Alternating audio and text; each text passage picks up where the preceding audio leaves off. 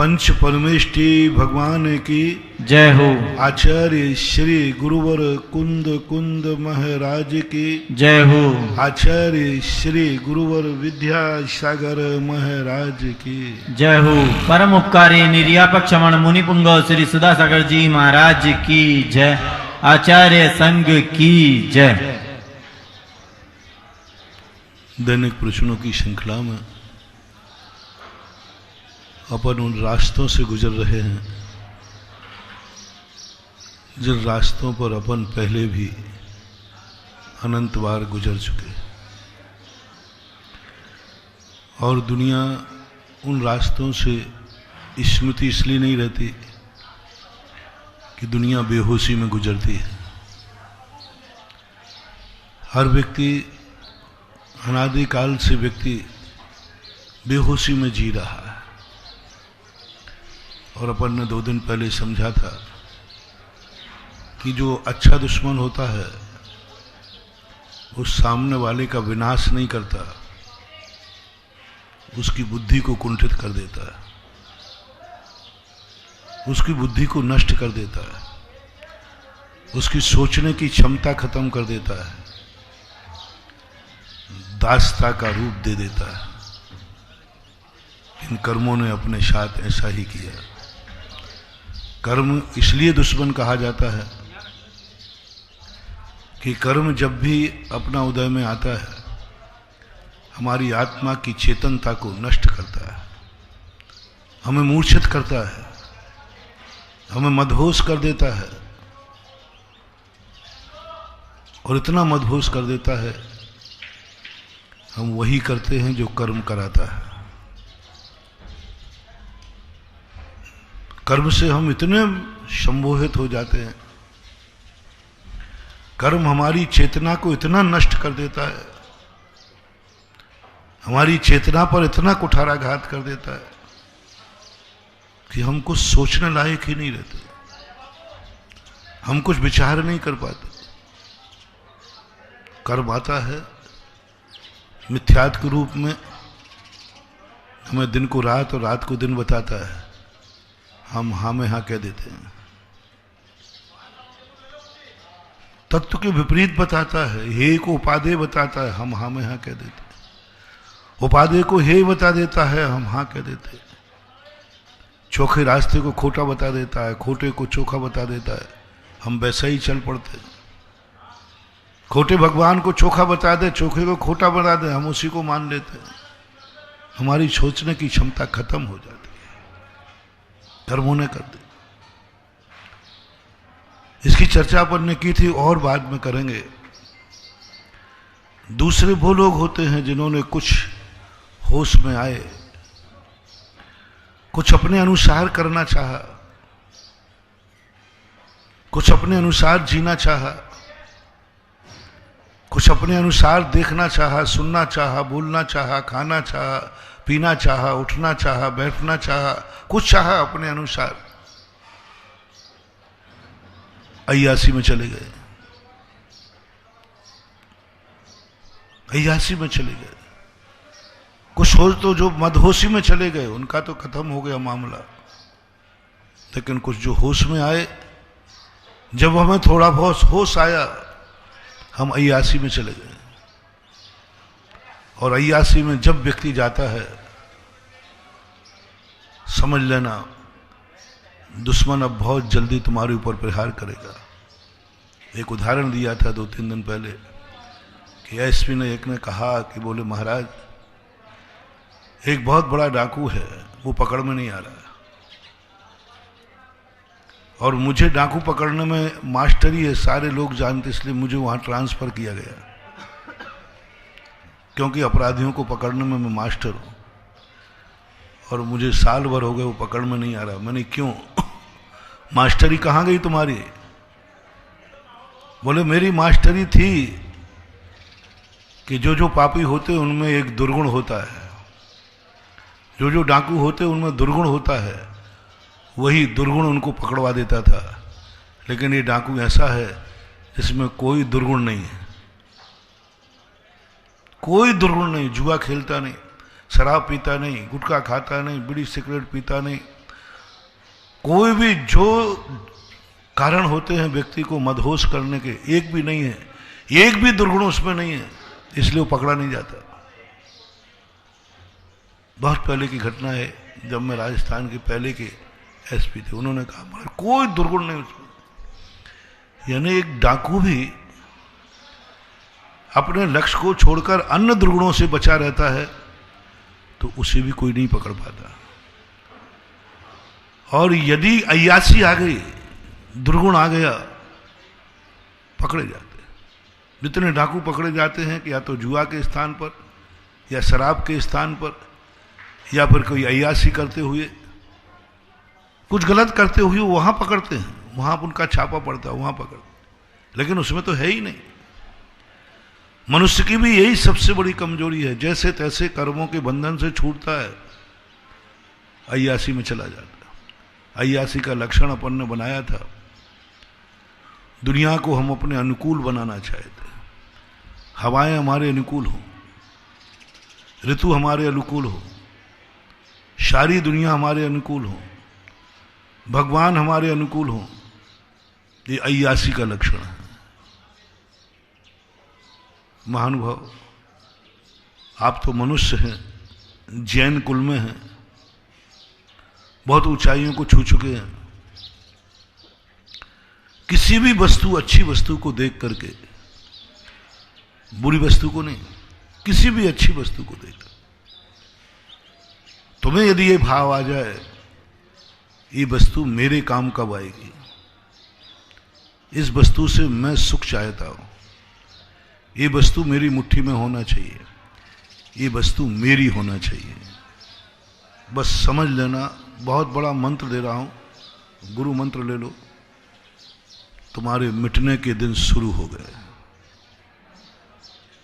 अच्छी वस्तु को कह रहा हूं, अच्छी वस्तु को जब भी तुमने अपनी मुट्ठी में बांधने का प्रयास किया, अच्छी वस्तु से तुमने सुख पाने का प्रयास किया, उस अच्छी वस्तु को अपने अनुकूल बनाने का भाव किया, जब भी तुम्हें भाव आवे, नोट कर लेना, चौलेश्वर पारसनाथ की भूमि से घोषित यह मंत्र। किसी भी वस्तु को तुम देखना, ये वस्तु मेरे काम आए, इससे मेरी इज्जत बढ़ जाए। यदि ये वस्तु मेरे से जुड़ जाएगी तो मेरी इज्जत बढ़ जाएगी, मेरी शान बढ़ जाएगी। ये व्यक्ति मेरे अनुकूल हो जाएगा तो मेरी ताकत बढ़ जाएगी। ये व्यक्ति यदि मेरे अनुकूल चलेगा तो मेरी शक्ति बहुत बढ़ जाएगी, पावरफुल हो जाएगा।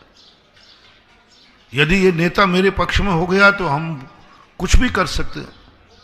ये कलेक्टर मेरे पक्ष में हो गया तो मैं सब कुछ कर लूंगा। मेरी ताकत बढ़ेगी, मेरी इज्जत बढ़ेगी। इसके साथ यदि हम बैठ गए तो हमारी इज्जत बढ़ जाएगी। जैसे आप लोग होते हैं ना, राष्ट्रपति वगैरह आते हैं तो सब लोग स्टेज पे बैठने का भाव करते हैं। मैं सोचता भाई क्यों, अरे महाराज जी फोटो आएगी।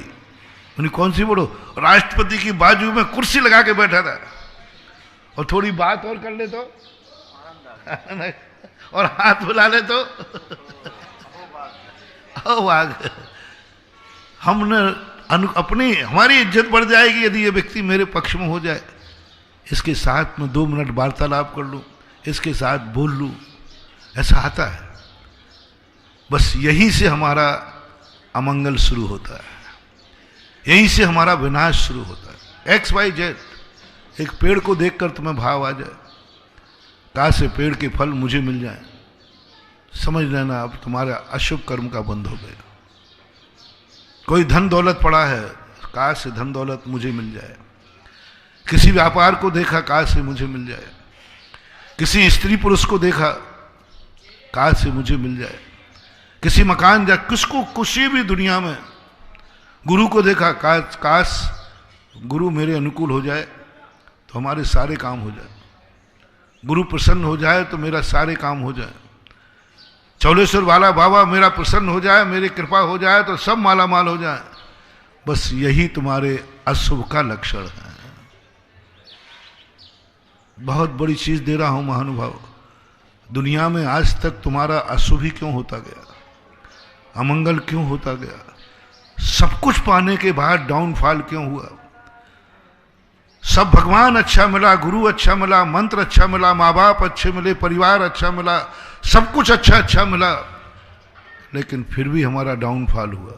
सब कुछ अच्छा मिला, कुछ बुरा था ही नहीं, धन दौलत भी अच्छा मिला, मकान भी अच्छा, पर यानी आप तो ये मानो तुम्हारे पास कुछ भी कमी नहीं थी। जैसे रावण के पास कोई कमी नहीं थी, रावण के पास सब कुछ था, फिर भी उसका डाउनफॉल क्यों हुआ? क्यों? उसने एक ही बात, एक ही कमी थी उसमें, हर वस्तु से स्वयं सुख चाहता था। ये वस्तु मेरे काम हो, कोई भी अच्छी वस्तु मिले, ये वस्तु मेरे काम आए।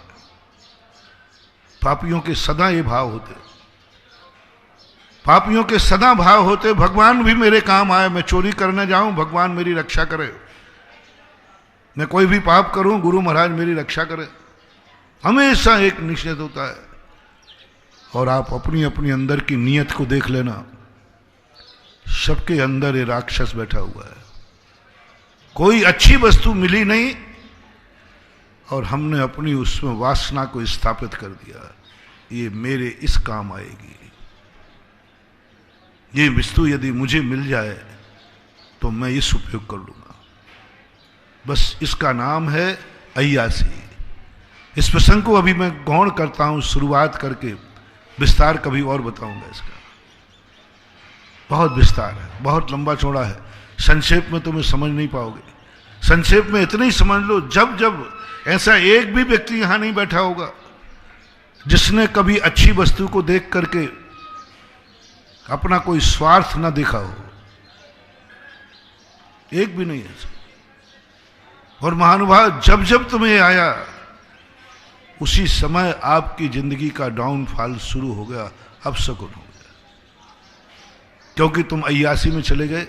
और अय्यासी में जाने वाला व्यक्ति पकड़ा जाएगा, अय्यासी में जाने वाला व्यक्ति ठोकर खाएगा, अय्यासी में जाने वाला व्यक्ति मदहोश होगा, नाली में गिरेगा, अय्यासी में जाने वाला फिर वही बेहोश हो जाएगा। उधर कर्मों ने बेहोश किया था, इधर उसकी अय्यासी ने बेहोश कर दिया। दोनों में कोई अंतर नहीं आएगा। पूज्यवर उमा स्वामी महाराज ने तत्वार सूत्र में कहा, उन्मत्तवत, मिथ्या दृष्टि का लक्षण। एक को कर्म ने उन्मत्त कर दिया, एक अय्यासी में जाके शराब पी के उन्मत्त हो गया। शराबी भी सत्यासत्य को नहीं जानता। और ये अय्यासी का लक्षण है। इसको भी अपन गौण करते, आज थोड़ा दूसरा प्रसंग लेते हैं। साहूकार और साधु, और एक था उपयोग करने वाला। साहूकार कौन, शगुन कौन, शुभ कौन? दिन दूने रात चौगुने बढ़ते जाओगे। आज जो मैं तुम्हें शगुन दे रहा हूं, मंत्र, जब भी कोई अच्छी वस्तु दिखे, जो तुम्हें अच्छी लगे, मैं कुछ नहीं बोल रहा हूं, कोई भी अच्छी। तुम्हें अपने माँ बाप अच्छे लगते हैं? हमारे माँ बाप बहुत अच्छे हैं, कोई बात नहीं, नोट करो। अच्छे क्या क्या लगते हैं? तुम्हें अपने बच्चे अच्छे लगते हैं, उनको नोट करो। तुम्हें अपनी पत्नी अच्छी लगती है, पति अच्छा लगता है, नोट करो। तुम्हें पड़ोसी अच्छा लगता है, नोट करो। तुम्हें मकान अच्छा लगता है, नोट करो। तुम्हें धन दौलत अच्छा लगता है, नोट करो। तुम्हें भगवान अच्छे लगते हैं, नोट करो। तुम्हें गुरु अच्छा लगता है, नोट करो। जो जो तुम्हें दुनिया में अच्छा लगता हो, नोट करो। और उसके बाद देखते ही तुम्हें ये भाव आ जाए, काश मेरे माँ बाप इतने अच्छे हैं, मैं इनके काम कब आऊंगा और मैं इनके अनुकूल हो जाऊं। जाओ, हो गया मंगलाचरण, हो गया सो। क्योंकि अच्छी वस्तु, ये अच्छी वस्तु मेरे काम कब आएगी, ये अय्यासी का लक्षण है। और अच्छी वस्तु है, मैं इसके काम कब आऊंगा, ये साहूकार का लक्षण है, ये शुभ लक्षण है। कितनी बड़ी चीज है महानुभाव। यही चूक हम कर रहे, हमने सब कुछ पा लिया, लेकिन हमेशा गड़बड़ हो जाता है। जैन कुल में जन्म लेकर के दुर्गति, जैन कुल में जन्म लेकर जिनेंद्र भगवान को मानने वाले नमोकार मंत्र पढ़ते पढ़ते दुर्गति हो जाती, सच्चे गुरु पाकर के दुर्गति हो जाती। मात्र एक कारण से, हम हर वस्तु को अपने अनुकूल बनाना चाहते हैं। पारसनाथ मेरे अनुकूल हो जाए, चौलेश्वर मेरे अनुकूल हो जाए, गुरु मेरे अनुकूल हो जाए, यही तुम्हारे डाउनफॉल का सबसे बड़ा लक्षण है महानुभाव। और जो मैंने दिया आज इस मंत्र को आजमा लेना, प्रैक्टिकल करना। मैं हमेशा कहता हूं, मैं जो भी वाणी बोलूं तुम प्रैक्टिकल किया करो और फिर उसके बाद स्वीकार किया करो। कभी करके देखना, जो तुम्हें अच्छी वस्तु लगे, मैंने सबको बता दिया, बस तुम्हारे मन में एक भाव हो, ये वस्तु मुझे बहुत अच्छी लग रही है,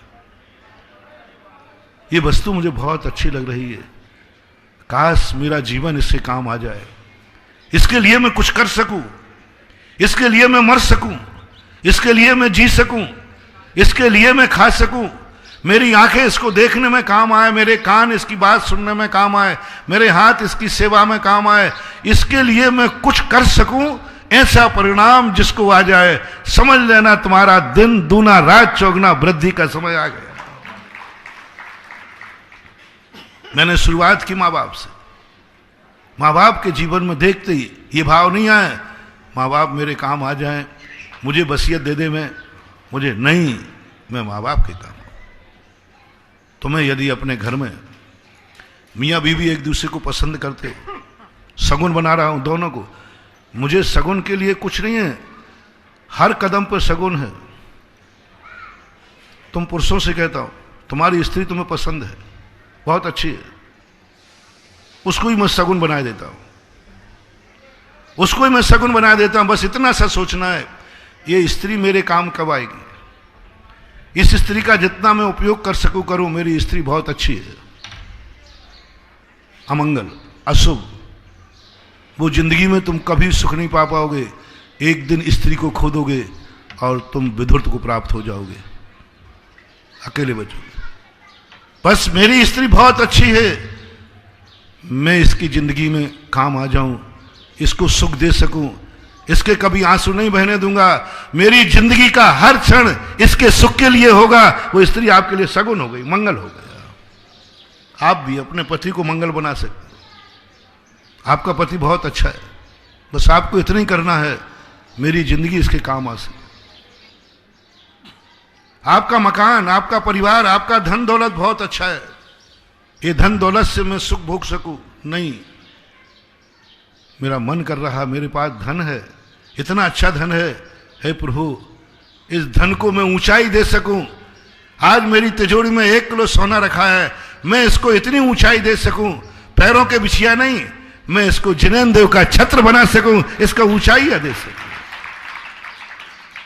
तुम्हें कभी पानी मिला, पानी बहुत अच्छा पानी है, बहुत अच्छा पानी है, तुम्हें कहेगा नहा लूं, तुम्हारा मन कहेगा पी लूं, और मैं कहता हूं नहीं, ये तो भोग हो गया है, तो अय्यासी हो गया, इतना पावन सुंदर मन है, शायद इस जल का मैं गंधोदक बना दूं, बस मंगल हो गया, वो जल बनूंगा।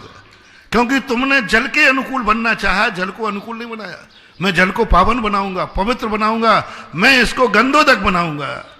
नहाऊंगा तो गंदा बनेगा, और भगवान का अभिषेक करूंगा तो गंधोदक बनेगा। बस वो जल तुम्हारे लिए मांगलिक हो गया, वो गंधोदक तुम्हें फलेगा, क्योंकि तुमने जल को देख करके अपने लिए उपयोग नहीं किया, अय्यासी नहीं की, फ्रेश नहीं किया, जल के उठा करके प्रभु के सिर तक भेज दिया। जल कभी जा नहीं सकता था, तुमने भेज दिया, जल तुम्हारा 100 जन्म तक साथ देगा। यह है जल के अनुकूल, यह है भगवान की स्थितियां।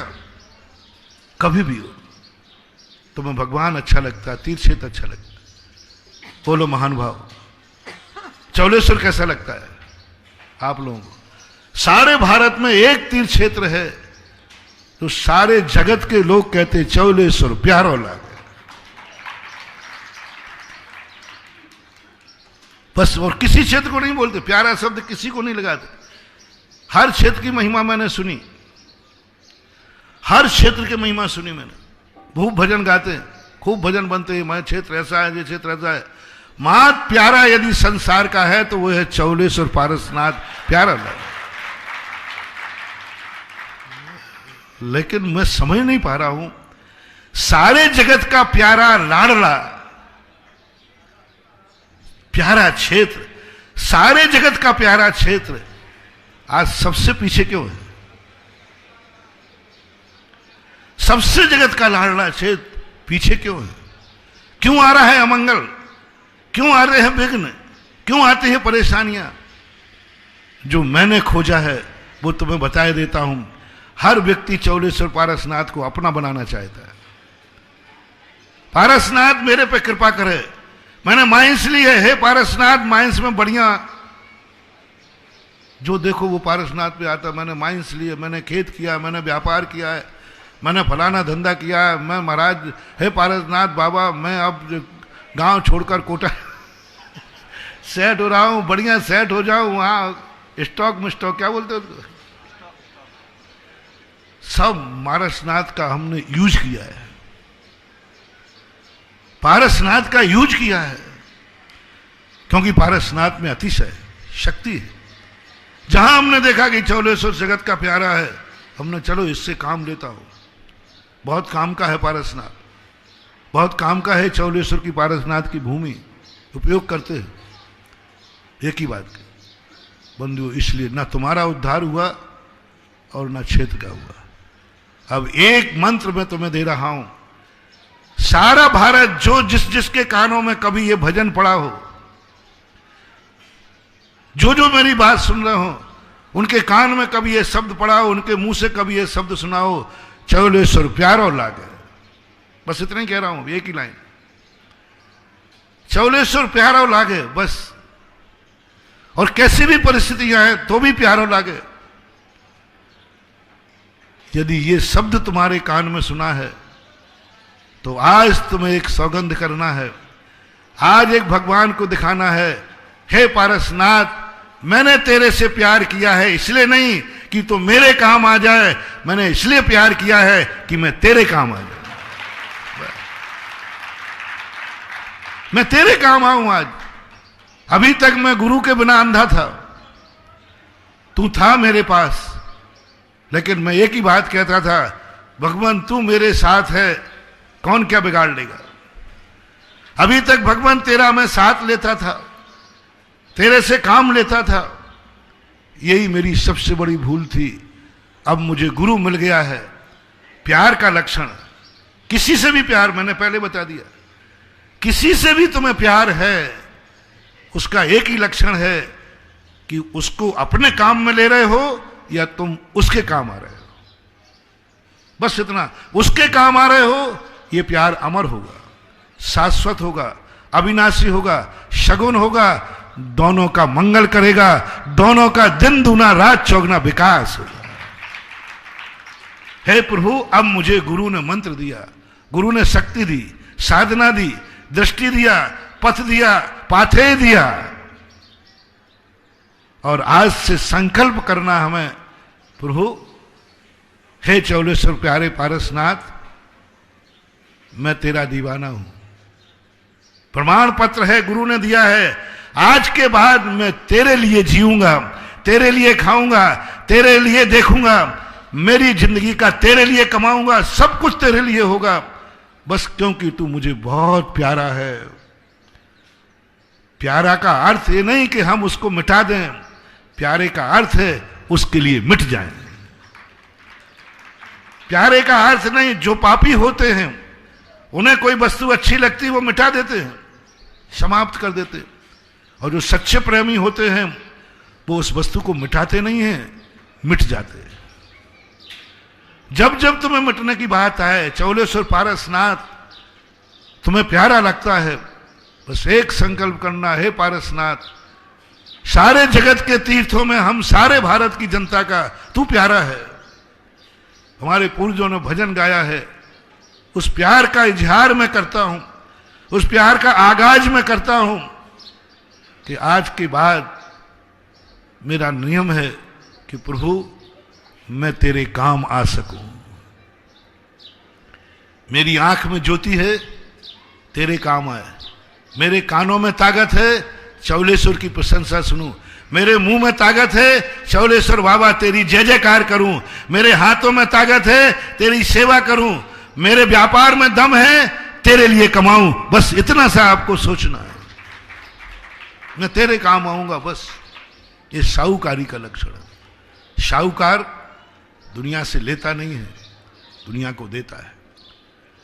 मात्र दुनिया में एक जैन दर्शन ऐसा है जो भगवान से लेता नहीं है, भगवान को भी देता है। यही जैनियों के लक्ष्मी पुत्र होने का गर्व है।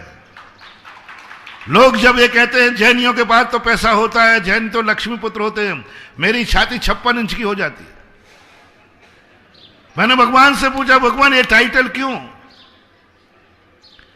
ये सारी दुनिया क्यों मानती है कि जैनी लक्ष्मी पुत्र होते, पैसे वाले होते? ये सबकी धारणा है, चाहे भली कुछ नहीं हो, लेकिन सबकी धारणा है, सब मानते जैनी पैसा वाला होता। मुझे गर्व है। मैंने एक दिन भगवान से पूछा, बोले क्यों? बोले जिस समाज भगवान को देने की औकात रखती है वह समाज कभी गरीब नहीं हो सकती। सारी दुनिया में हमने देखे, हर संप्रदाय में कोई व्यक्ति खाली हाथ जाता है। एक व्यक्ति से पूछा, आप अपने देवता के पास खाली हाथ क्यों जाते हो? बोले इसलिए जाता हूं जिससे उसको भी पता चले कि इसके पास बेचारे के पास कुछ नहीं है, इसलिए वो कुछ दे देवे। नहीं हम यूं करते यूं, जिससे भगवान ये जाने कि इसके पास बेचारे के पास कुछ नहीं है, वो दया करे। अब देखो वो अपने भगवान को कितना मूर्ख समझ रहा है। ना भगवान अंतर्यामी नहीं है कि बाहर से यूं कर रहा है और जेब में तो, लेकिन करते कुछ नहीं ले जाते। ऐसे भी लोग हैं जो मंदिरों में कुछ नहीं ले जाते। कुछ लोग ऐसे हैं जो भगवान के पास ले तो जाते लेकिन छोटा सा उसको देकर सब वापस। मात्र विश्व के अंदर एक जैन दर्शन है जो भगवान के पास भरे भरे थाल भर के ले जाता है और लौट के आता है तो एक चाउर भी वापस लेके नहीं आता।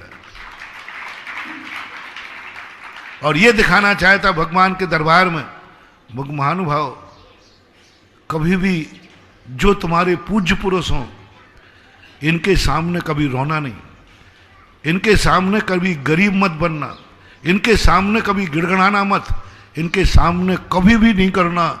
अपने जीवन में ध्यान रखना, बड़े जब भी हो, जैसे तुम्हारे माँ बाप बड़े हैं, इनके सामने कभी गिड़गड़ाना मत, कभी रोटी मत मांगना, भूखे मर जाना, लेकिन माँ से रोटी मांग के मत खाना।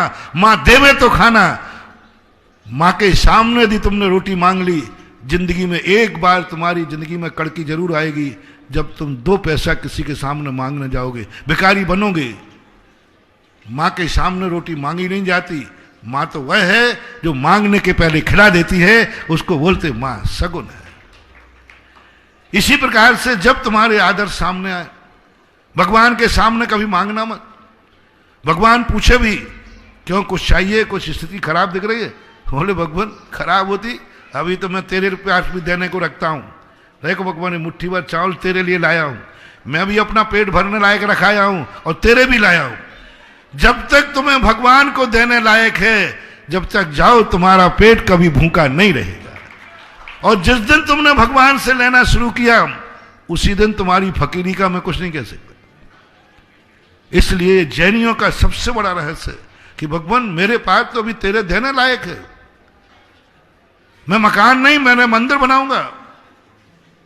मैं भोजन नहीं, पहले पूजन करूंगा, हर चीज पहले। मैं तेरा मंदिर बनाऊंगा, मेरे पास अभी इतना है, तेरा मंदिर बना सकता हूं। जिस गृहस्थ के मन में भगवान को यह चुनौती देने की बात हो जाए कि भगवान आप क्या कह रहे हो, मेरे से गरीबी की बात पूछ रहे हो? अभी तो मेरे परिवार में कल ही मीटिंग हुई है कि मकान बने या नहीं बने, मैं भगवान का मंदिर पहले बनाऊंगा और भगवान से कहूंगा भगवान आप भी कुछ कहोगे, आप भगवान हो, त्रिलोकीनाथ हो, तो मैं आपका दास हूं, आपका मंदिर भी मैंने बनाया, मकान अपने आप बनेगा। मेरे जीवन में ऐसा भाव आया, मैं भोजन के पहले तेरी पूजन करता हूं, गुरु को भी पहले भोजन के पहले गुरु को भोजन कराता हूं। यह है तुम्हारी अमीरी का रहस्य। भिखारी को भोजन करने के बाद बची हुई रोटी दी जाती है और साधु को भोजन करने के पहले रोटी दी जाती है, बची हुई खाई जाती है। यह है अमीरी का लक्षण। गुरु को पहले रोटी दूंगा, बाद में मैं खाऊंगा जो बचेगा, यह अमीरी का लक्षण है। यह जैन दर्शन की सबसे बड़ी खोज है। महावीर ने सबसे बड़ा खोजा। उन्होंने कहा सुबह पूजन करो, भोजन के पहले पूजन। भगवान से कहो भगवान भोजन बाद में, पहले पूजन। तू मेरा आराध्य है, तू मेरा भगवान है, तू मेरा देवता है। अतः ऐसी बात तो जब चौलेश्वर पारसनाथ को यदि सारा जगत प्यारा मानता है, तो अब सारे जगत को एक मौका दे रहा हूं कि हर सेठ को, हर व्यक्ति को एक ही बात में अपने घर में मीटिंग करना है कि अब चौलेश्वर यदि हमें सही प्यारा है तो मैं चौलेश्वर के काम कैसे आ सकता हूं। मन से, वचन से, काया से, धन से, आंखों से, कानों से, मुख से, हाथों से, पद यात्रा से कैसे काम आ सकता हूं चौलेश्वर के, क्योंकि चौलेश्वर मुझे प्यारा है और मेरा मन आज सगुन उठाने का है कि आज उनका सगुन उठ जाए जो वास्तविक रूप से। भजन तो खूब गा लिया, गाने में तो महार हैं जैनी लोग। बहुत शोर सुनते थे पहलू में दिल का, ये चीरा तो एक कतरा खून निकला। बड़े भजन गाते चौलेश्वर प्यारा लागे, और जब प्यार की बात आई तो पता चला कि गायब हो गया। नहीं, ऐसे मौके जब आते हैं, कल मैंने कहा था कल कुछ होने वाला है चौलेश्वर का, उनके द्वारा नहीं जो मात मुंह बजाते हैं, उनके द्वारा जो वस्तुतः चौलेश्वर को प्यारा मानते हैं। असली और नकली प्यारों की, असली और नकली मजनुओं की, असली और नकली दीवानों की परीक्षा है। कौन असली है, कौन नकली है, किन्होंने दिल से अपने आप को माना है कि चौलेश्वर प्यारा लगा। महात अकेले चौलेश्वर को देख करके अपन जैसा था वैसा ही देखते चले आ रहे। अरे सारी दुनिया बदल गई। जब तुम्हें पारौली में, खजूरी में पैसा नहीं मिला तो तुम कोटा चले गए, कोटा में नहीं तो बंबई चले गए, और चौलेश्वर पारसनाथ में थोड़ा बिगना है, जहां थे वही के वही है बाबा जी। अरे हम जब धन का रास्ता निकाल सकते हैं तो धर्म का भी रास्ता निकल सकता है। धन के कमाने के हम रास्ते निकालते हैं तो धर्म के कमाने के रास्ते क्यों नहीं निकालते? धन के कमाने के तुम कितने रास्ते निकाल लेते हो, कितने रास्तों से। और मारवाड़ी तो ऐसा है, भारत के अंदर देख लो, एक भी प्रांत ऐसा नहीं जहां मारवाड़ी नहीं पाया जाए, मेवाड़ी नहीं पाया जाए। भारत का एक प्रांत, और विश्व का कह दो तो भी मुझे कोई बड़ी बात नहीं। शायद कहीं भी विश्व में जाओ राजस्थानी जरूर मिलेगा। मैंने क्यों रे राजस्थानी हो, तुम लोग क्यों भागते रहते हो? बोले महाराज हम लोगों का एक ही काम है, धन कहां मिलेगा। कोई दुनिया की कोई जाति ऐसी नहीं जो सारे भारत में मिल जाए, हर स्थान पर मारवाड़ी मेवाड़ी कहीं जहां कहीं मिलेगा। क्यों? धन का रास्ता निकालता है। धन कहां मिलेगा? मैं तुम्हारी इस कला को उपयोग करना चाहता हूं, मैं इस कला को और बढ़ाना चाहता हूं। जैसे तुम धन के रास्ते निकाल लेते हो कि धन कहां से कमाया जाएगा, यहां नहीं तो वहां, वहां नहीं तो वहां, ऐसे ही बस धर्म के रास्ते निकालो। धर्म का ऐसा रास्ता निकालो कि धर्म का रास्ता भी नहीं रुकेगा। धन का रास्ता नहीं रुकता है तो धर्म का रास्ता भी नहीं रुकेगा। धर्म का भी हम जहां से रास्ता बनाएंगे, पारसनाथ के झंडे को ऊंचा उठाएंगे, और हम पारसनाथ के जीवन को ऐसा आगे बढ़ा करके कुछ कार्य करेंगे जिस संबंध में हमारी जिंदगी के ऐसी कुछ बन जाए, ऐसी परिणति बन जाए कि भगवान पारसनाथ कहे कि ये बनिया ही नहीं जैन है। धन का रास्ता निकालते हैं तो धर्म का भी रास्ता निकालते। हर चीज के रास्ते हैं महानुभाव, हर चीज के रास्ते हैं, लेकिन आपकी लगन चाहिए, हुनर चाहिए, सोचने की बारी चाहिए कि हमें क्या करना चाहिए चौलेश्वर पारसनाथ के लिए। चौलेश्वर पारसनाथ मेरे लिए क्या कर रहा है ये तुमने खूब कर लिया।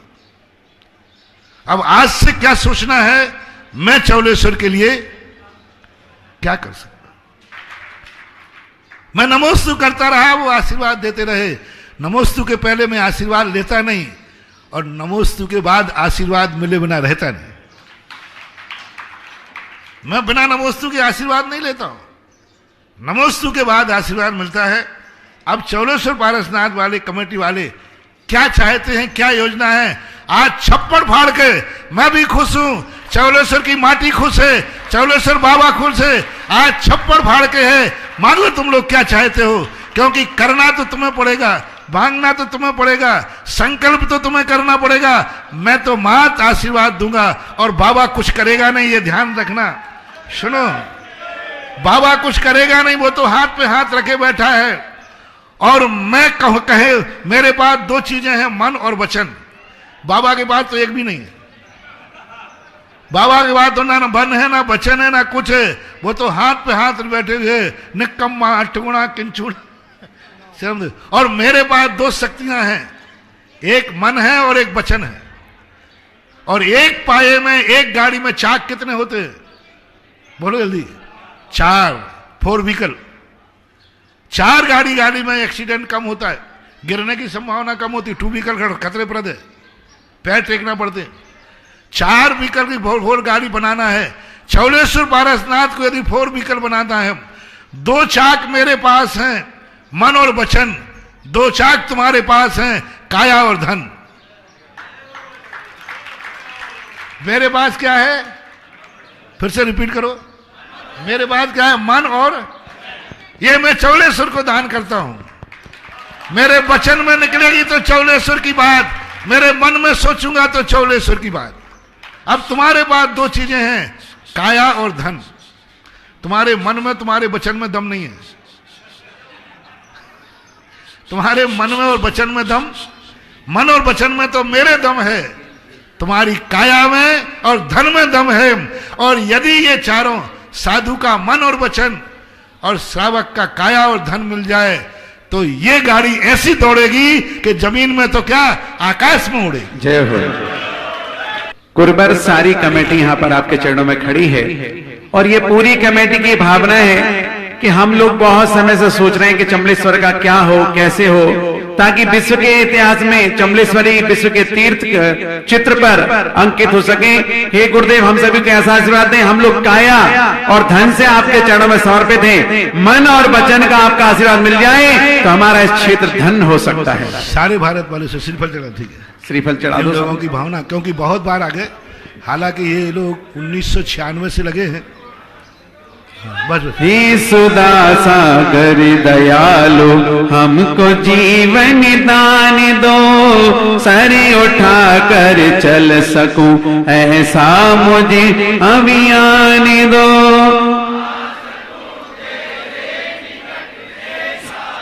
समय कम है, शीघ्र तर जाऊं भवोदधि, यह मुझे वरदान दो।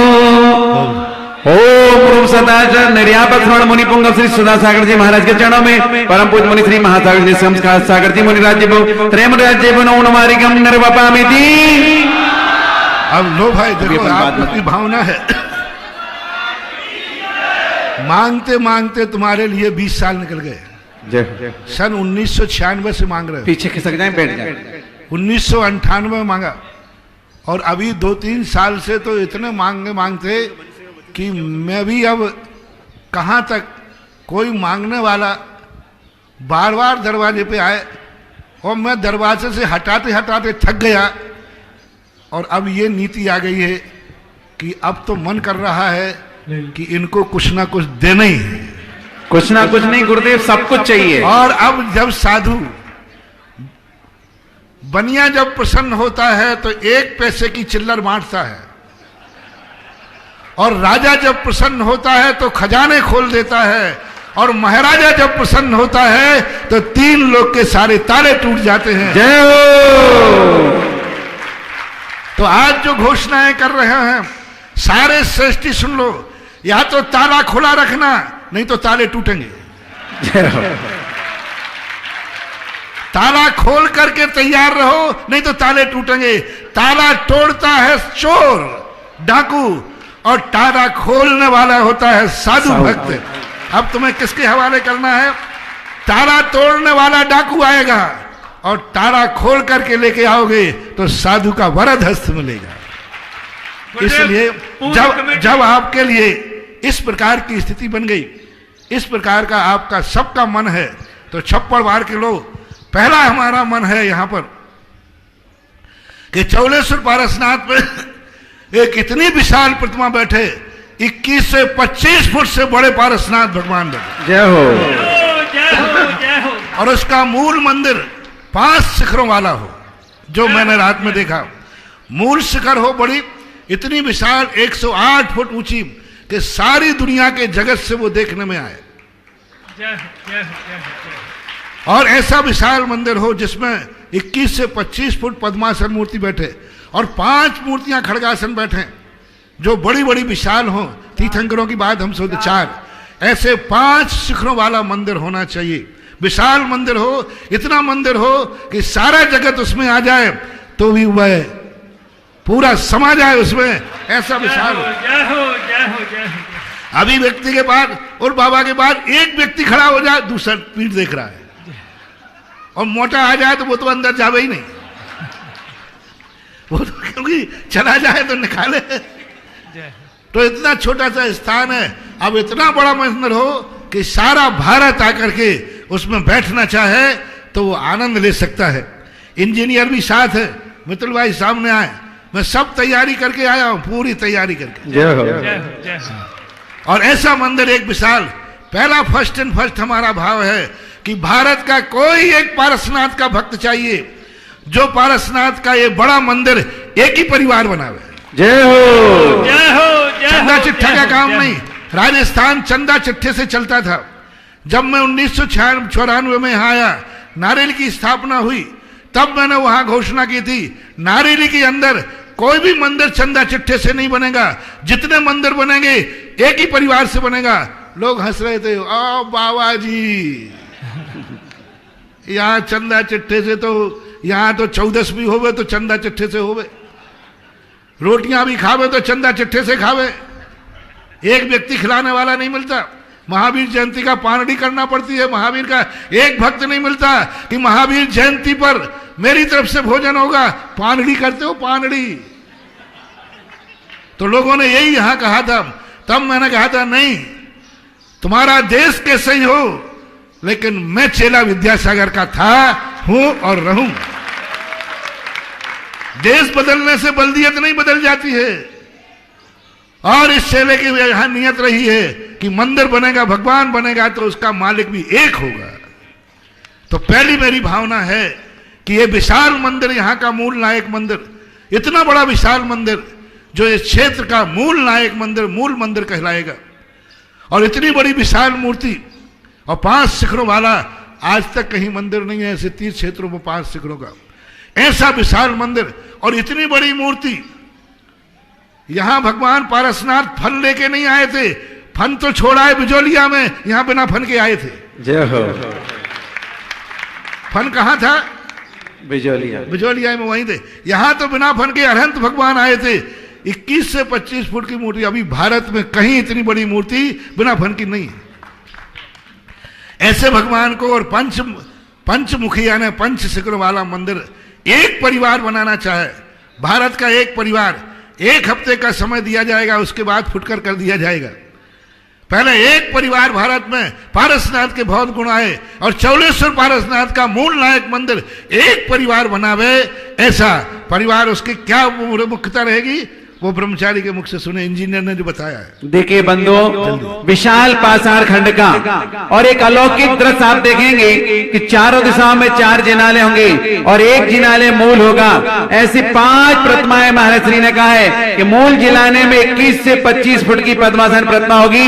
ऐसे प्रतिमा विराजमान करता, अगर पूरा जिनाले कोई बनाता है, पूरा जिनाले जमीन से लेकर ऊपर तक शिखर तक तैयार करता है, मैं गर्भगृह की प्रतिमा भी उसी परिवार की होगी। तो ऐसे पुण्यार्थ अगर कोई बनना चाहता है तो फर्स्ट एंड फर्स्ट, जैसा कि महाराज जी का एक ही परिवार बनाएगा और इसकी समय सीमा लगभग 5 से 10 साल होगी, न्यूनतम 5 साल, 10 साल तक भी चल सकता है, क्योंकि पाषाण का मंदिर है, समय तो लगता ही है। तो आप किस्तों में ही बना सकते हैं, 5-7 साल तो लगना ही है, लगना ही है। तो बनेगा नहीं। तो इसलिए 5 से 10 साल अधिकतम समय आपके लिए ऐसा पुण्यार्जन करना है। अगर फर्स्ट एंड फर्स्ट एक ही परिवार 4 भाई मिलकर के बनाए, पिता भाई भाई मिलके बनाए तो भी कोई गम की बात नहीं है। मात्र 15 कलश के माध्यम से 1500 कलश 1500 कलश के माध्यम से ये जिनालय तैयार हो सकता है। जिनकी भावना हो वो अपनी भावनाओं को प्रदर्शित कर सकते हैं। 1500 कलश और 15 खोखा। हाँ 1500 कलश का कोई बड़ी बात नहीं है, कोई बड़ी बात नहीं। एक मूल नायक मंदिर, क्षेत्र का मूल नायक मंदिर, जिस मूल नायक की तो महिमा आप सब जानते हैं, कितना बड़ा विशाल चीज होगी। और वो मंदिर, ऐसा मंदिर एक परिवार के लिए कुछ मौका है, अभी आपके लिए छूट है। और फिर यदि एक परिवार नहीं करता तो उसके फिर 5 भाग कर सकते हैं जी। अगर मान लीजिए एक परिवार नहीं मिलता है, वैसे तो सर्वोत्तम महाराज की भावना है, मैं तो समझता हूँ गुरुदेव के मुख से कोई बात निकली है तो पूर्ण होने में ज्यादा समय नहीं लगता, हम सोचते रह जाएंगे। मेरे मुख से निकली है, यानी भारत में कहीं वो पैदा हो चुका है जी।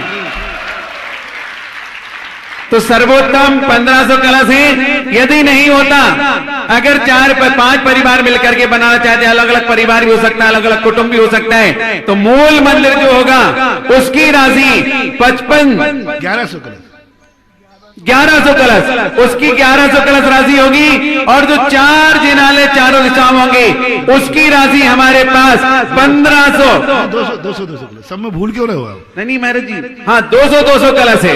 तो ऐसे 200 कलश के माध्यम से आप समझते हैं 2 हो गई। एक मंदिर कितना विशाल होगा, यानी उसकी 4 जो मंदिर बनेंगे उसमें वे 200 कलश के होंगे और मूल मंदिर 1100 कलश का होगा। तो अब टोटल लगाओ कितना हुआ महाराज जी? 11 और 8 19 हो गए। 19 और एक ही व्यक्ति बनाएगा तो 4 का फायदा, 400 का फायदा, 400 कलश का फायदा 1500 कलश में बनेगा। आप देखिएगा विशेष डिस्काउंट, होलसेल का माल रिटेल कम होती है और रिटेल का माल आप जानते हैं दुकानदार आदमी है, रिटेल काउंटर। रिटेल में जाएगा तो 1900 कलश और एक ही बनाएगा तो 1500 कलश, सीधे 400 कलश का फायदा है। आप विचार करें और बहुत जल्दी विचार करके क्षेत्र कमेटी तक अपना नाम प्रदर्शित करेंगे, क्योंकि ये गोल्डन चांस बहुत समय तक रहने वाला नहीं। चंद्र घंटों में और चंद्र दिनों में ये पूरी योजना हो जाएगी। छप्पड़ फाड़ के एक ऐसी 24सी बनाना चाहता हूं। 24सी तो मैंने बहुत बनाई, लेकिन मैं चाह रहा हूं कि एक 24सी दूसरे से मैचिंग नहीं करे। लोग ये कहें अरे 24सी के दर्शन तो हमने नारेली में कर लिए। नहीं, चौलेश्वर की ऐसी 24सी बने कि लोग कहें कि चौलेश्वर की 24सी नहीं की तो कोई 24सी नहीं। जय हो। एक मंदिर में 3 मंदिर होंगे, एक मंदिर में 3 मंदिर होंगे। जो मूल मंदिर के डिजाइन है वो भी, और पूरा का पूरा एक परिकर में फैलेंगे। एक मंदिर में 3 मंदिर, यानी त्रिकाल 24सी, यानी एक मंदिर हो इकट्ठा, एक मूल नायक का होगा, 2 साइड में गर्भालय होंगे और एक मंदिर बनेगा ऐसा। और एक मंदिर में जरूर पैसे लगेंगे। और मेरा कहना है कि यहां पर जो कुछ भी बने सब मकराने का बने, मार्बल का बने, कोई देसी स्टोन नहीं। जय हो। ऐसी चीज बने बिल्कुल एकदम फर्क सफेद मकराने के द्वारा बने। ये बड़ा मंदिर भी मकराने का, ये 24सी भी बने तो ये भी वाइट मंदिर में वाइट मकराने के मार्बल के बनना चाहिए, ऐसी भावना है। थोड़ा सा तुम्हें ढीला तुम नींबू नहीं मुछोड़ो तो मैं एक दिन मार्बल के तो क्या सोने के बना के दिखा दूंगा। जय हो। अभी तो मार्बल पे गया हूं, लेकिन बस तुम्हें जैनी बनना है। बनिया और नींबू निचोड़े से रस दे वो बात याद नहीं हो। नहीं, जैनी बन करके जियो। और एक मंदिर यदि कोई 24, ऐसे 24 मंदिर बनेंगे। एक मंदिर में 3 मंदिर होंगे, 3 शिखरें होंगी और वो बताएं। देखिएगा ये भी एक जिनालय ऐसा सुंदर होगा जिसमें 3 जिनाले जुड़े होंगे और एक ही मंडप से आप तीनों जिनालों की सुंदर आराधना करेंगे, जिसमें मूल में वर्तमान 24 होगी, दाएं और बाएं भूत और भविष्य के भगवान होंगे और जिसमें भी विशाल काय के भगवान होंगे। मूर्ति कम से कम 7 से 9 फुट की होगी। खड़गासन मूर्ति भी इसी प्रकार की 9 से 11 फीट होगी। तो आपको गुरुदेव ने बता दी कि 7 से 9 फुट की प्रतिमा पद्मासन होगी, 2 प्रतिमाएं खड़गासन होंगी। ये तीनों के अलग अलग जिनाले आपको देखेंगे, एक ही मंडप से तीनों की आराधना कर पाएंगे। और बहुत सुंदर चित्रण गुरुदेव की कल्पना है कि विश्व में अपने यहाँ ऐसी अलौकिक रचना होगी नहीं। जिसके लिए बनाना चाहे, अगर होलसेल में एक ही परिवार पूरा जिनालय बनाता है तो 7100 कलश के माध्यम से बना। अरे क्या तुम कर रहे, 71 कलश 71 कलश के माध्यम से बनेगा। तो 71 कलश के माध्यम से जिनालय बनेगा। और यदि फर्स्ट एंड फर्स्ट एक ही परिवार तीनों प्रतिमा तीनों जिनालय बनाएगा, और यदि मान लीजिए फर्स्ट एंड फर्स्ट प्रथम एक परिवार नहीं बनाता तो 3 परिवार मिलकर के ही बना सकते हैं, जिसमें मूल मंदिर होगा 55 कलश का और दाएं और बाएं का मंदिर होगा 15-15 कलश का। अब जोड़िए आप 55 और 15-15 कितने हो गए? 85। होलसेल में कितना फायदा है? 14 का फायदा है 71 में। तो आप अपनी योजनाएं बना करके बहुत शीघ्र से कि भूत भविष्य और वर्तमान तीनों जिनालय एक ही मंडप से दर्शन करेंगे और बहुत सुंदर कलात्मक रचना के साथ हम त्रिकाल चौबीसी का अलौकिक आनंद लेंगे। अब सुनिए, अब ये त्रिकाल चौबीसी का होगा। जो व्यक्ति पूरा एक मंदिर, ऐसा मंदिर होगा कि उसकी पीढ़ियां याद करेंगी। 71 कलश कोई ज्यादा चीज नहीं है। मार्बल का व्हाइट मंदिर, ऐसी कल्पना ध्यान में आई है, मैंने पूरी रात में ध्यान किया है, वो ध्यान तुम्हें दे रहा हूं। मंदिर कैसा होगा, चौबीसी कैसी होगी, क्षेत्र कैसा होगा, वो सारी की सारी कल्पना तुम्हें दे रहा हूं। कोई बड़ी बात नहीं है। 71 कलश पीढ़ी देर बहुत कमाया, बहुत कमाओगे, लेकिन ये इतिहास बच्चे तुम्हारा नाम भूल जाएंगे, मकान बेच देंगे सब और दूसरी कॉलोनी में चले जाएंगे। लेकिन मंदिर बनाओगे तो पीढ़ी दर पीढ़ी तक याद रहेंगे लोग। तो ये कोई बड़ी, ये पहला चरण है। अभी ये चरण पूर्ण होने के बाद अभी ये विकल्प किया है, मैंने संकल्प नहीं किया। 24 नाम आ जाएंगे और मूल नायक आ जाएंगे, उस दिन मैं संकल्प करूंगा और शिलान्यास की तारीख घोषित करूंगा। जय हो। अभी तो ये सगुन है। पहली बात तो मैं तो उनको चाहता हूं सबसे ज्यादा। ललितपुर के अंदर जब ये हुआ तो मैंने कहा सबसे बड़े वो दीवाने चाहते हम जो बिना राशि पूछे मंदिर कितने का बनेगा, मंदिर मैं बनाऊंगा। ऐसे भक्तों की बात। ऐसा भक्त मैंने सगुन उठाया था ललितपुर में। पहली बार एक हुआ कि मैंने कहा कि नहीं, राशि नहीं पूछोगे। ऐसे भक्त चाहिए जो ये कहें कि हम 24 मंदिरों में से एक मंदिर में बनाऊंगा। राशि क्या होगी कोई मतलब नहीं है। मैंने कहा ध्यान रखना, वचन देने वालों ये सुधा सागर है।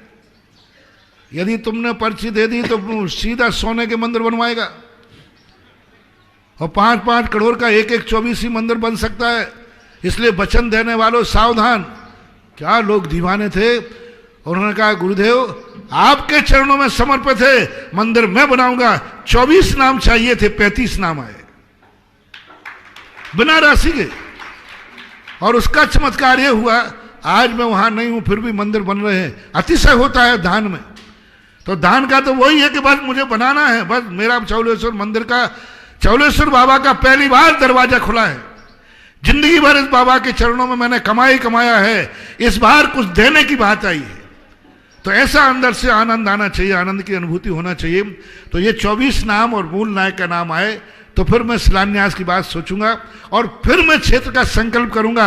आज तो अभी विकल्प किया है। जय हो। और विकल्प को संकल्प में बदलने का काम आपका है। ये पहला चरण है। दूसरा चरण मैं जो बता देता हूं कि दूसरा चरण में वहां एक साधुओं की विशाल, यहां पर एक संतशाला हो जिसमें साधु की साधना हो। साधु रहेंगे तो भगवान रहेंगे, ऑडिटर रहेगा तो भगवान का बही खाता सुरक्षित रहेगा। और ऑडिटर और सीए खत्म हो जाए तो क्या करोगे तुम लोग? हाँ, तो भगवान गुरुओं का एक संतशाला हो, साधु संतशाला हो तो हर शाला ऐसी हो। यहां हम खड़े हो जाते हैं तो दूसरे महाराज खड़े होने के लिए विचार करना पड़ा। महाराज को तकलीफ थी हमारे निष्कम साहब, तो उनको जल्दी उठाने पड़ा। बोले महाराज जी मुझे थोड़ा गला खिंचता है। एक का गला खींचा सब बैठ जाएंगे क्योंकि पास पास खड़े हैं, जगह ही नहीं है। चिंता मत करना, तुम्हारे में तो इतना ही है। मैंने तो ऐसे ऐसे क्षेत्रों पर आमा के अंदर नीले कलर की बरसाती पकड़ लेते थे और हम आहार करते थे और आहार होकर बरसाती छोड़ देते थे। ऐसे चौकों में आहार हुए। नारेली के अंदर इतनी हवा चलती थी, कुछ नहीं था वहां पर। बच्चे लोग आते थे वहां मंडल, बोले महाराज का चौका चालू होना है, तो बरसाती पकड़े रहते थे गिर नहीं जाए। तो यहां तो कम से कम फिर भी ऐसी आहारशाला हो जहां साधु के चौके लगाने वाले महीनों टिक जाएं तो उनको ऐसा लगे जैसे मैं घर में रुका हूं। और ऐसी 2 धर्मशालाएं हों, ऐसी धर्मशालाएं हों कि उनका बच्चा ये ना कह दे जो मैंने कहा था ना बिजोलिया में क्या हुआ था, एक व्यक्ति ने आके 8 दिन रहने के लिए आया, मेरे से आशीर्वाद ले लिया। दूसरे दिन कहता महाराज जी मैं जा रहा हूं। मैंने क्यों, क्या बात हुई? कमरा नहीं मिला? कहीं मिल गया। मैंने कहा महाराज ये बच्चा जिद कर रहा। मैंने क्यों बेटा? बोले यहाँ का बाथरूम ठीक नहीं है। यानी एक बाथरूम ने एक परिवार को क्षेत्र छुड़ा दिया, गुरु छुड़ा दिए। एक बाथरूम छोड़ना पड़ा उनको, क्योंकि गुरु से ज्यादा प्यारा आजकल छोरा है, क्योंकि एक ही है। भगवान से भी ज्यादा प्यारा छोरा है, क्योंकि एक ही। तो गए वो। मैंने उसी दिन से ठान लिया कि आज दुनिया को रोकना है तो मंदिर के पहले बाथरूम अच्छे बनाना पड़ेंगे। तो ऐसी धर्मशाला बने जहां बच्चे ये ना कहें, ये कहें बाबा घर से अच्छा बाथरूम तो क्षेत्र का है, 2 दिन नहीं 8 दिन रुकेंगे, ऐसा चौलेश्वर होना चाहिए। ऐसा नहीं तो बंधो, जिनको ऐसी धर्मशाला बनानी हो, ऐसी सुंदर धर्मशाला बनानी हो, कलात्मक धर्मशाला बनानी हो, संतशाला बनानी हो, आहारशाला बनानी हो, अगर आप पूरा मंजिल बनाते हैं तो गोल्डन चांस आपको मिलेगा। आपके परिवार का पाटिया भी अंकित होगा, फला पुण्यार्जक के द्वारा 1 मंजिल का निर्माण कराएगा।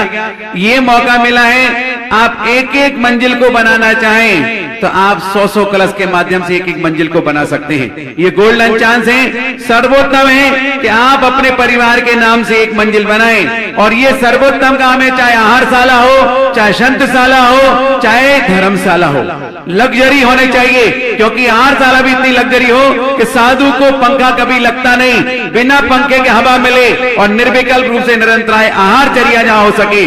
और कमरा ऐसा हो जिसमें सुंदर कलात्मक लाइट बात हो, ताकि घर परिवार के लोग कहें कि अपन को तो यहाँ बहुत अच्छा लग रहा है, घर से ज्यादा अच्छा यहाँ पर है। जैसा गुरुदेव ने कहा कि 2 दिन नहीं, 8 दिन नहीं, 15 दिन रुको, तो ऐसा मन लगना चाहिए। तो जिनको भी देना है पूरी मंजिल यदि आप बनाते हैं तो एक मंजिल पर 100 कलश के माध्यम से आपके परिवार का नाम उल्लेख होगा, आपके कुल का, आपके बाप दादाओं का, बुजुर्गों का नाम अंकित किया जाएगा। और यदि ये नहीं मिलता है तो एक एक रूम भी अगर कोई बनाना चाहता है, संतशाला हो, चाहे धर्मशाला हो, चाहे आहारशाला हो, क्योंकि उसमें कहीं कोई समझौता नहीं, क्वालिटी में समझौता नहीं, और हर क्रिया व्यवस्थित होगी, जहां कर खुला वेंटिलेशन विंडो आदि होंगे। तो 5-5 कलश के माध्यम से आप एक एक रूम भी बना सकते हैं। आपके ऊपर सारे ऑप्शन गुरुदेव के आशीर्वाद से मिल गए हैं। अब आप कितना किस रूप में करना चाहते हैं ये आपका डिपेंड करेगा। आप कुछ ना कुछ अवश्य करें, क्योंकि चौगले की बात है और चमलेश्वर पार्श्वनाथ हमारे प्यारे हैं। और प्यारों के लिए गुरुदेव ने कहा है कि मन और वचन मेरा है, आशीर्वाद गुरुदेव का है, काया और धन का उपयोग करना है तो आपका मोक्ष मार्ग प्रशस्त होने बिना रहने वाला नहीं है। क्वालिटी बताई ABC। ए क्वालिटी वाला कोई एक व्यक्ति आए जो मूल नायक मंदिर बनाए। सेकंड नंबर पर B क्वालिटी के 24 ही मंदिर, पहले 24 नाम। फिर तीसरे नंबर पर है ये C क्वालिटी। ये तीसरे, पहले तो A और B पर ध्यान देना है। यदि ये दोनों घोषित हो गया तो C क्वालिटी तो अपने आप हो ही जाएगी। जय हो। और ये भी अपने मूल हैं, क्योंकि अपना एक ऐसा विशाल, और ये मत ध्यान रखना कि और ये और भी है, ये तो पहला चरण है। यदि इसमें तुम्हारा सगुन सही हो गया, इसमें आप लोगों ने विकल्प को संकल्प बदल दिया, तो चौलेश्वर में और क्या क्या बनेगा इसकी कल्पना मत सोचना कि यह अंतिम है। इन 24 की घोषणा के बाद फिर जो घोषणाएं होंगी वो एक अलौकिक होंगी। वो फिर और आगे क्या होगा वो देखा जाएगा। अभी मूल मंदिर और 24 मुक्त है। फर्स्ट एंड फर्स्ट, ज्यादा समय लगाना नहीं, सोचने में समय गुजारना नहीं। ये 8 दिन मात्र होली के मिले हम, जो कुछ करना है इस 8 दिन में करना है। जय हो। उसके बाद फिर तुम्हारी मर्जी पड़े, करते रहना, फिर तुम जानो तुम्हारा काम जानो।